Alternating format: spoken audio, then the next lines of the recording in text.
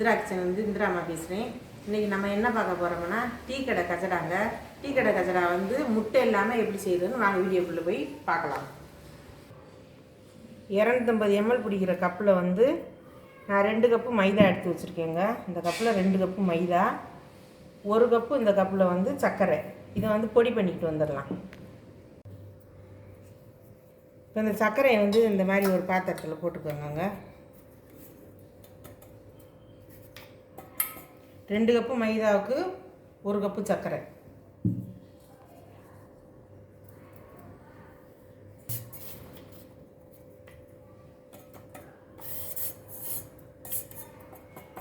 இதிலே 2 ஏலக்காய் போட்டு அரைச்சிட்டோங்க சர்க்கரையோட.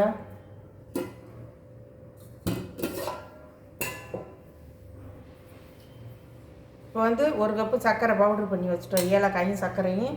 இப்போ பால் வந்து காய்ச்சி ஆறின பால் வந்து 1 கப்பு சேர்த்துக்கலாங்க.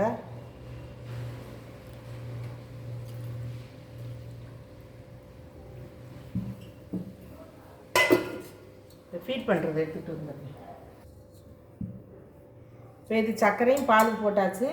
இப்போ வந்து 1/2 கப்பு சன்ஃப்ளவர் ஆயில், வந்து தேங்காய் எண்ணெய், கடலை எண்ணெய், நல்லெண்ணெயெல்லாம் ஊற்றக்கூடாதுங்க. சன்ஃப்ளவர் வாசனை இல்லாத எண்ணெய் 1/2 கப்பு.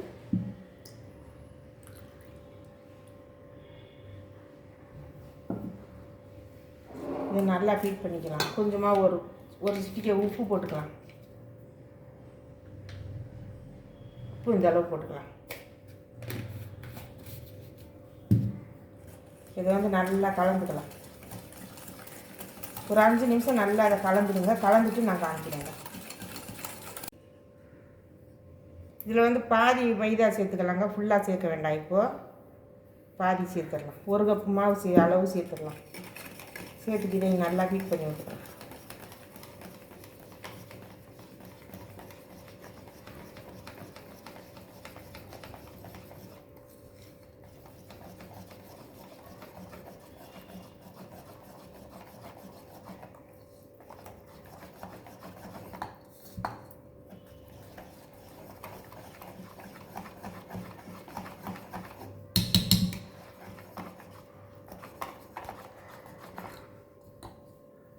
இதையும் சேர்த்துக்கலாங்க.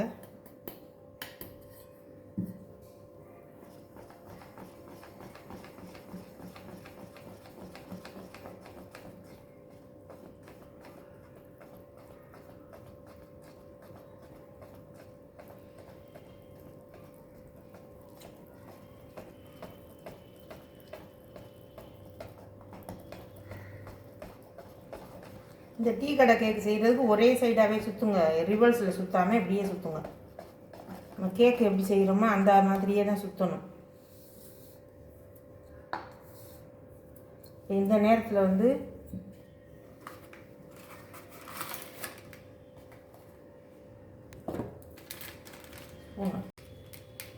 இப்போ வந்து பேக்கிங் சோடாங்க,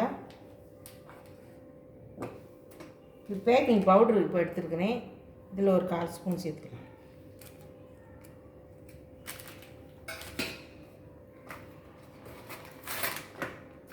பேக்கிங் பவுடர் போட்டாச்சு. இப்போ பேக்கிங் சோடா வந்து அதை விட கம்மியாக சேர்த்துக்கோங்க.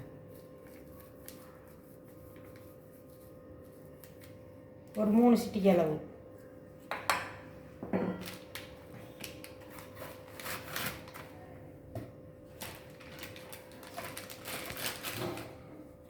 இப்போ இதையும் நல்லா கலந்து விட்டுக்கலாம்.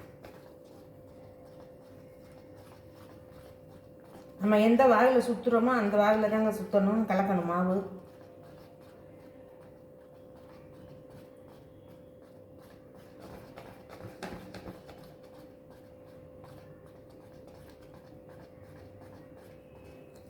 இப்போ வந்து இதுக்கு முக்கியமானது பால்.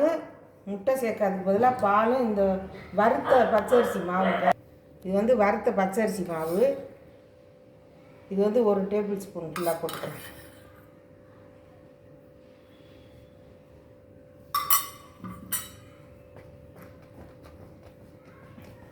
லாஸ்ட்டாகவே போடணும் இந்த வறுத்த பச்சரிசி மாவு.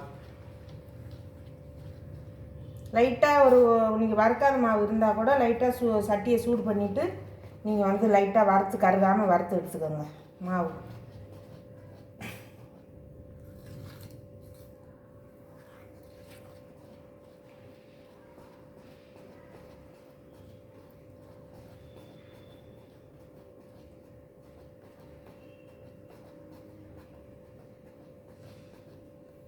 இதில் லாஸ்ட்டாக வந்து ஒரு 3/4 ஸ்பூன் நெய் விட்டுக்கலாம்.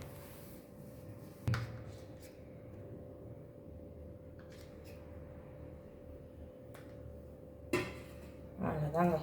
இது நல்லா கலக்கிட்டு அப்படியே ஒரு 2 ஹவர் ஊற வச்சுருங்க.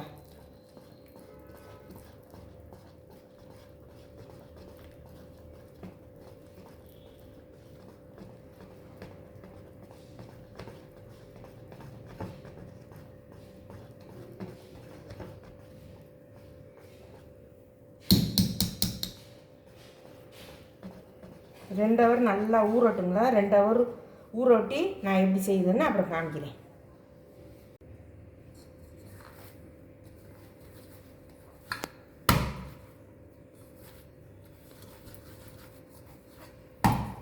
பாருங்கள், இந்த பக்குவத்தில் இருக்கணுங்க மாவு.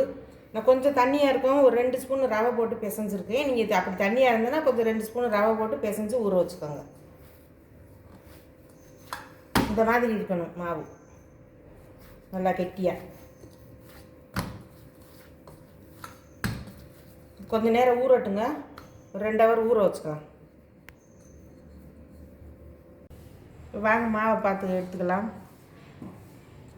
மாவு நல்லா உப்பி வந்துருச்சு பாருங்கள், சூப்பராக. இப்போ ஃபஸ்ட்டு பாகையில் இலையில இருந்துச்சுங்க, இப்போ கொஞ்சம் நல்லா கட்டி ஆயிடுச்சு பாருங்கள். இப்போ இதை வந்து நம்ம நல்லா இன்னொரு வாட்டி பிசைஞ்சு விட்டுக்கலாம்.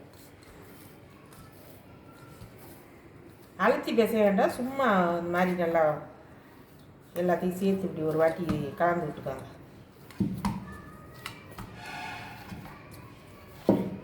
எண்ணெய் காஞ்சிக்கிட்டு இருக்குது. வாங்க நம்ம போயிட்டு டீ கடை கஜரா எப்படி போடுறதுன்னு பார்க்கலாம். எண்ணெய் நல்லா காஞ்சிச்சு, நல்லா ஃபுல் சிம்மில் வச்சுருங்க. இப்படி கொஞ்சம் தண்ணி லைட்டாக அப்படி தொட்டுக்கோங்க கையில், ஏன்னா மைதா வந்து கையில் ஒட்டும், அதுக்காகத்தான். தண்ணி தொடுறோம்னு எண்ணெயில் விட்டுறாதீங்க.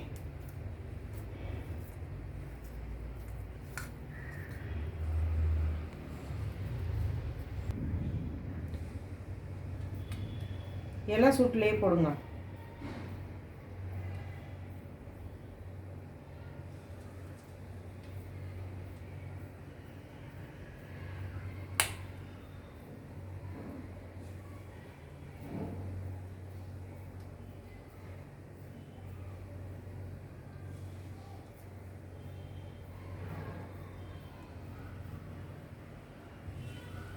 நான் கூட 2 போட்டுக்கலாம்.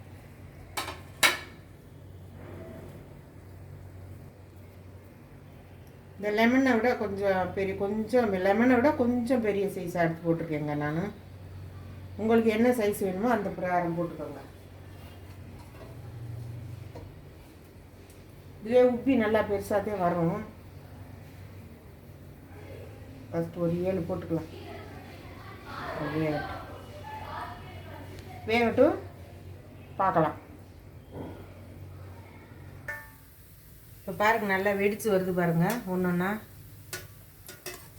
பாருங்கள், இந்த மாதிரி வெடித்து வருது பாருங்கள். நல்லா வேகட்டும், எடுக்கும்போது காமிக்கிறேன்.